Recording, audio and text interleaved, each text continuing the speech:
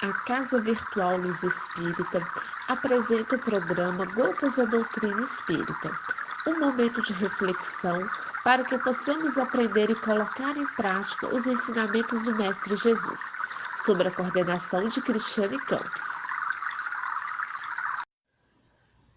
Bom momento, amigos de caminhada. No programa de hoje, Gotas da Doutrina Espírita, o professor Joel traz o seguinte tema: enfoque sobre a criação universal. Vamos ouvi-lo?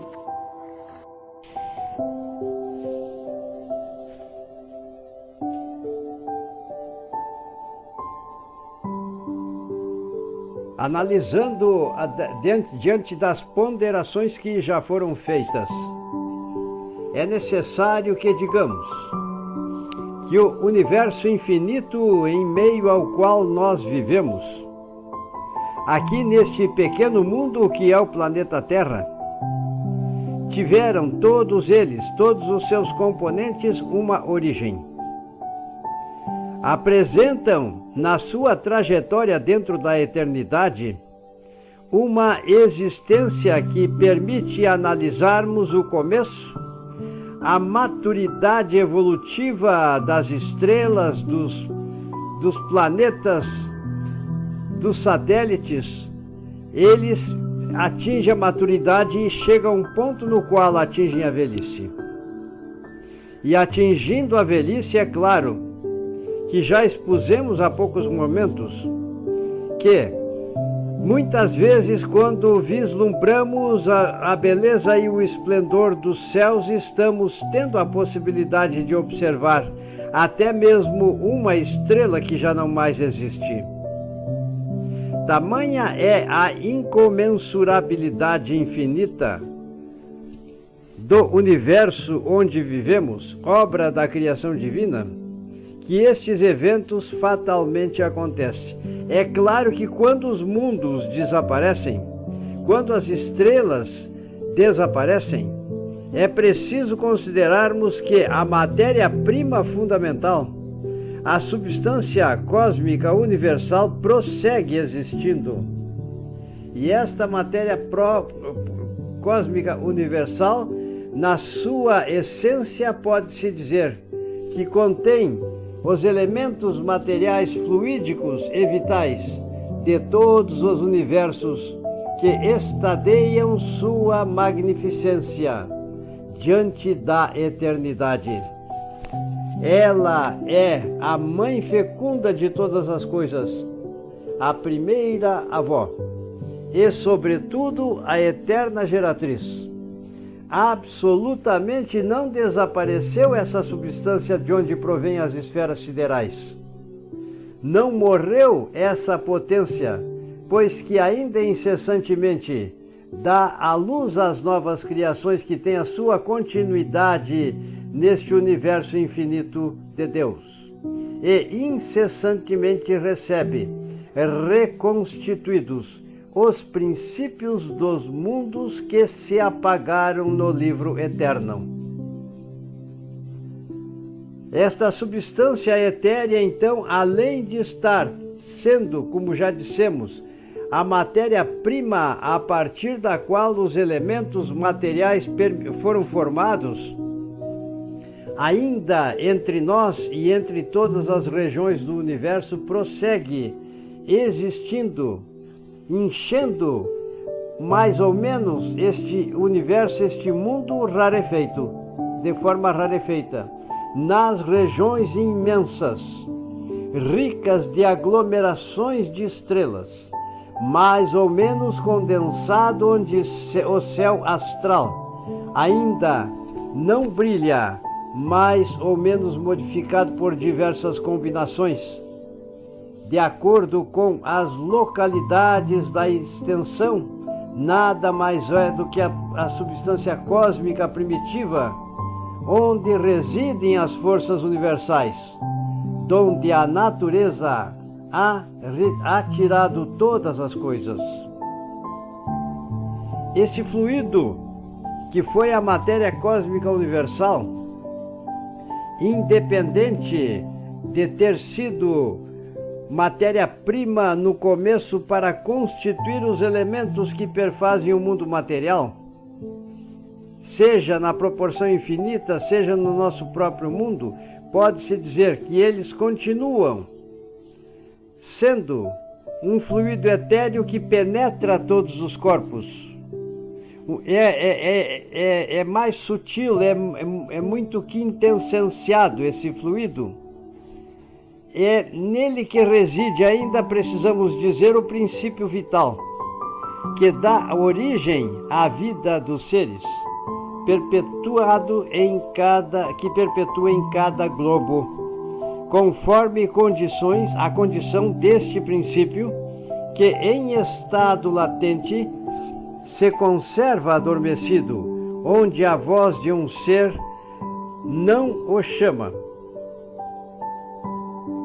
Toda criatura mineral, vegetal, animal, ou qualquer outra, portanto, muitos outros reinos na natureza da vida existem, de cuja existência nem sequer suspeitávamos na época em que este livro foi confeccionado por Kardec. Sabe-se que, em virtude desse princípio vital e universal, apropriaram-se de condições para a sua existência e para a sua duração. A molécula do mineral tem uma certa soma de vida, da mesma forma que a semente e o embrião, e se agrupam como no organismo em figuras simétricas que constituem os indivíduos. Muito importa nos compenetremos da noção de que a matéria cósmica primitiva se achava revestida não só das leis que asseguram a estabilidade dos mundos, como também do princípio vital que forma as gerações espontâneas em cada mundo. À medida que se apresentam as condições de existência sucessiva dos seres, e quando soa a hora do aparecimento dos filhos da vida durante o período criador, efetua-se assim a criação universal. É, pois, exato dizer-se que, sendo as operações da natureza a expressão da vontade divina, Deus a criado sempre, cria incessantemente e nunca deixará de criar. Diante destas palavras que pronunciamos, embasando-nos nas fontes de pesquisa, então entendamos que quando os elementos da química que são formados e conhecidos na tabela de classificação periódica de Mendeleev, esses elementos são os que constituíram o mundo material aqui na nossa Terra. Da combinação desses elementos surgiram as substâncias, e no momento em que aconteceu então a formação da matéria orgânica, o princípio vital, que se acha disseminado no universo inteiro porque Deus assim o fez, ele irá unir-se a essa matéria orgânica, e nesta unificação surgirão os primeiros seres vivos.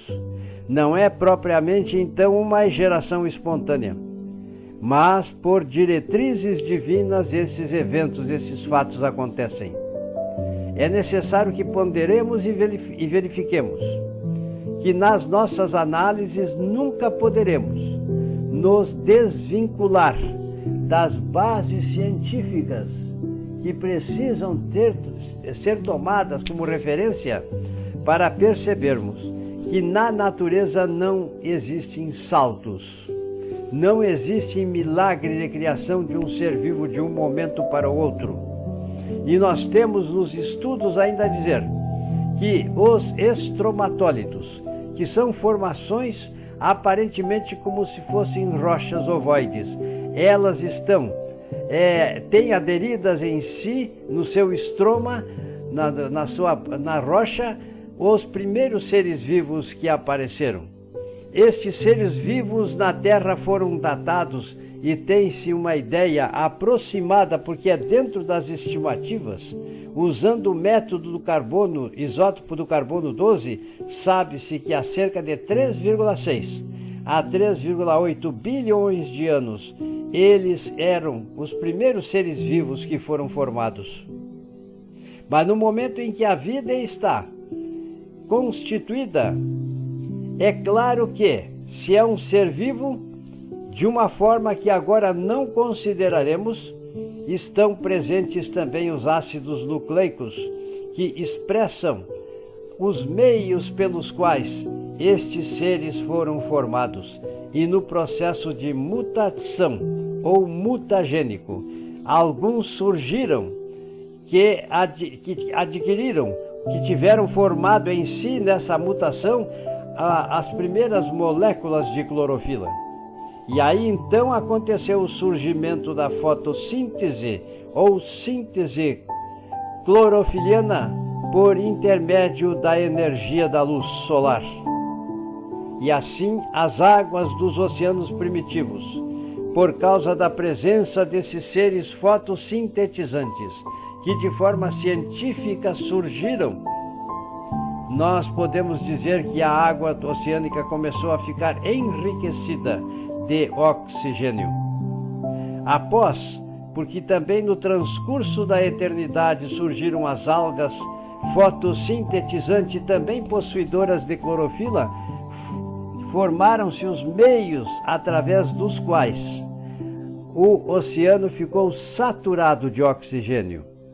Após ter acontecido esta saturação, começou a exudar das massas oceânicas, das massas de água, que eu chamo de oceano primitivo, porque naquele tempo era um único oceano, foi começando a se constituir então o ar atmosférico, até o dia em que esta riqueza de ar atmosférico e compatível com a vida na terra firme surgiu.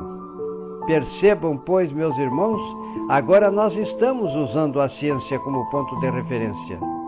Não entramos em detalhes nos eventos químicos e bioquímicos que acontecem, e também físicos, na síntese da matéria orgânica a partir dos meios fotossintetizantes. Mas estamos usando a ciência como referência. E se quisermos aprofundar mais nossos conhecimentos, nosso aprendizado, poderemos então consultar as obras que versam sobre esses fatos todos e que constituem aquilo que poderemos chamar de ciências físicas, químicas e biológicas.